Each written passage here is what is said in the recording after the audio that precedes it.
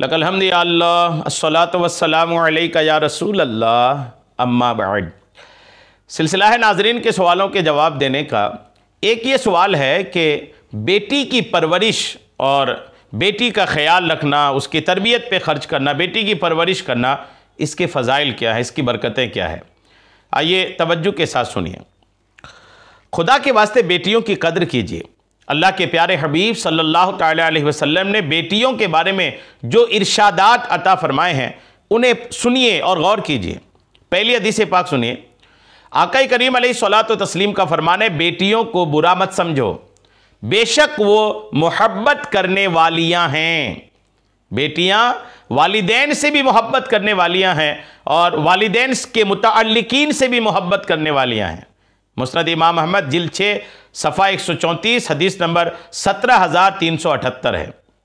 और दूसरी हदीस पाक आका करीम अलैहिस्सलातु तस्लीम फरमाते हैं, जिसके यहाँ बेटी पैदा हो और वो उसे ईज़ा ना दे, यानी तकलीफ़ ना दे। बेटी पैदा हुई और उन्होंने बेटी को तकलीफ़ ना दिया और ना ही बुरा जाने और ना बेटी को बेटे पर फजीलत दे, यानी बेटा को बेटी पर फजीलत भी ना दे, तो अल्लाह ताला उस शख्स को जन्नत में दाखिल फरमाएगा। मुस्तदरक अल हाकिम जिल्द 5 सफ़ा 248 हदीस नंबर 7428।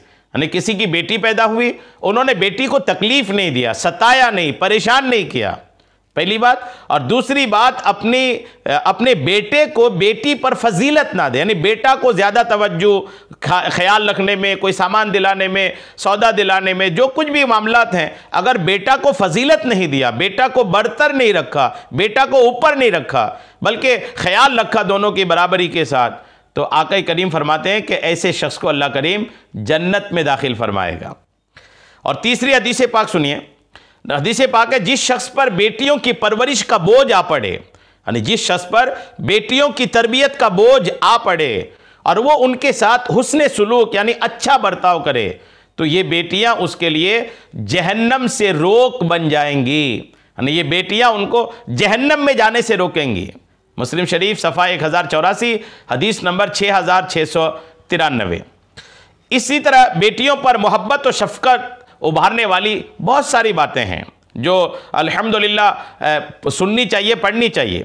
एक ईमान अफरोज़ हदीस पढ़िए, यानी एक ईमान अफरोज़ ऐसी हदीस पाक जो बेटियों की मोहब्बत पर उभारती है। सुनिए।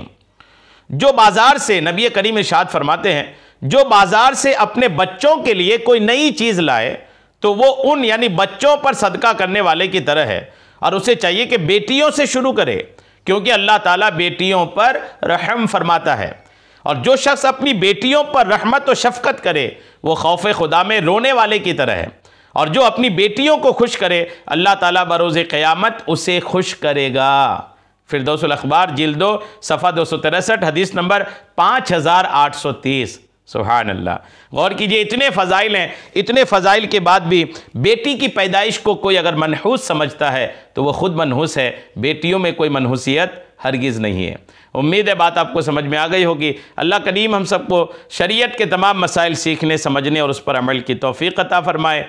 आमीन। बेजाहिन नबील अमीन सल्लल्लाहु तआला अलैहि वसल्लम।